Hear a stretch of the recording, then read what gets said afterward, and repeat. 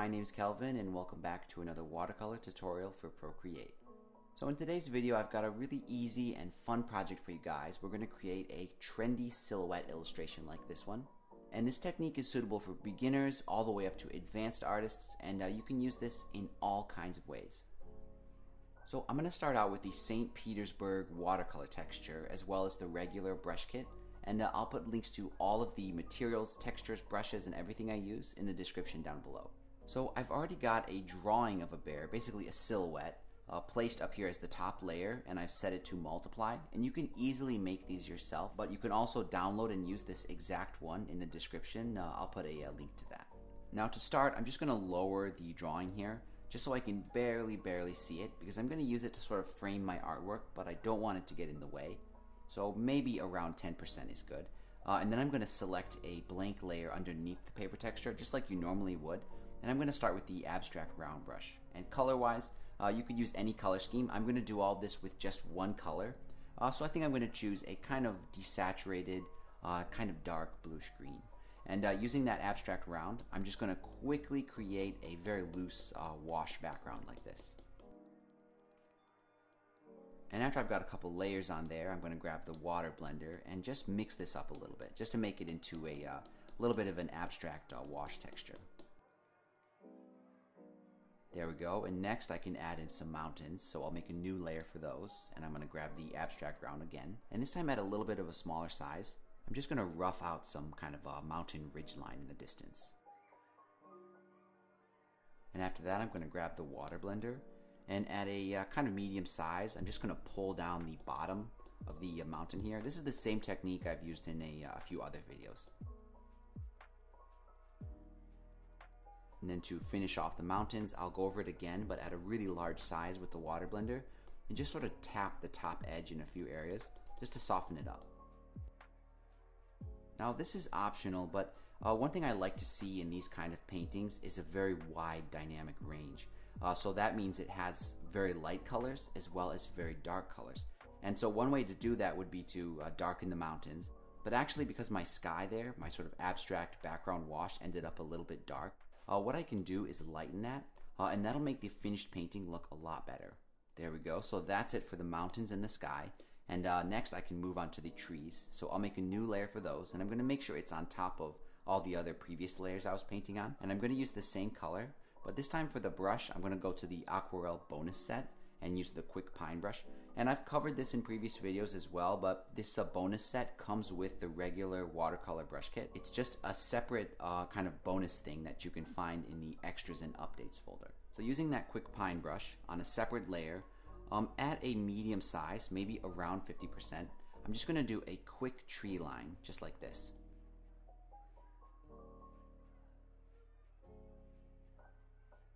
And for this one, I usually like to blur it a little bit, and you could use the water blender, or as long as your trees are on a separate layer, you can just use the Gaussian blur feature. So go over here to the magic wand and click Gaussian blur for the whole layer. Then you can just click and drag and just give this a very slight blur. Now I want to add some kind of more dimensionality to this, and this is optional, but I think it looks nice if you use the water blender on the bottom edge of this first tree line. So I'm going to grab the water blender, and at a pretty large size, I'm just going to kind of mix up this bottom edge. And this will give the appearance that it's kind of misty. And after you've done the first line of trees, you can move on to the trees in the foreground. And this is the final line of trees. So I'll make those on a separate layer, and I won't change the color. I'm going to go back to the quick pine brush, but this time I'm going to use it at a larger size, and I'm going to make just a few larger trees in the foreground here.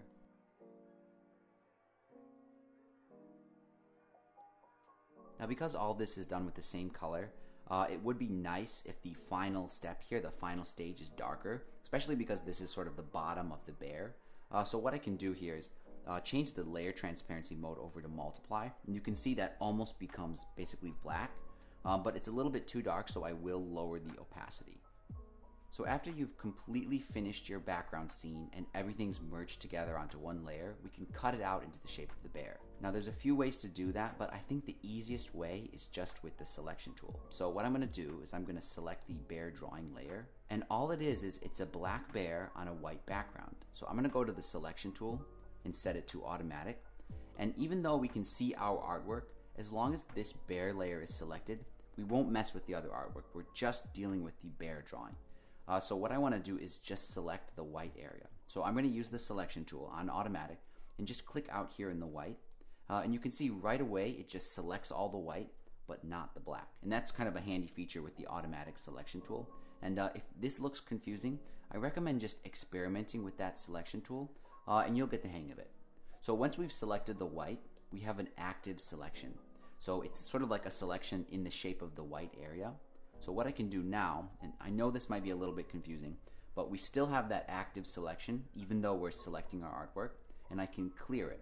So I'm going to click our artwork layer and click clear. And basically, before we had previously selected the white, and now after we move to our artwork layer and clear it, it clears everything where the white was. Now after your bare is cut out, I recommend turning off the bare drawing layer, and this artwork could be totally done, but as a kind of finishing touch, I would recommend giving it a hard edge. And I've covered it in a previous video, and I'll put a link up here. But basically we're going to use the selection tool to just select the very edge of this and then darken it. Also, I'm just going to make sure that I'm on the right layer. Here's the layer with our artwork. I'm going to grab the selection tool, set to automatic, and I'm going to select out here in the white. And I want to make sure I'm not sort of going into the artwork here. I want to make sure I'm just on the edge, just like that. And then I'm going to go to feather, and I'm going to feather it out just a little bit past that edge you can see there, just like that. Now I'm going to go to hue, saturation, and brightness, and I'm going to darken that edge. And it's very subtle, but I'm sure you can see it on the camera here. When I darken it, it gives it a slightly harder kind of edge effect. And this looks okay on the iPad, but it prints amazingly well, and it looks super realistic. And as a final step, I recommend giving this a little bit of color variation. So what you can do is grab the selection tool and set it to freehand, and just make a random selection like this. And then feather it out quite a bit. Go to hue, saturation, and brightness, and then shift the hue. And what this will do is just drop in a kind of interesting secondary tone. And this is another effect that prints very nicely. And there we go, this one is all done. And as you can see, it prints out really nicely. And I think an illustration like this is really suitable for a greeting card, a sticker, something like that. You could also add some sort of text arrangement on the top and bottom and create a really interesting art print. And that pretty much wraps it up. But as always, thank you so much for your support. Thanks for watching, and I'll see you in the next video.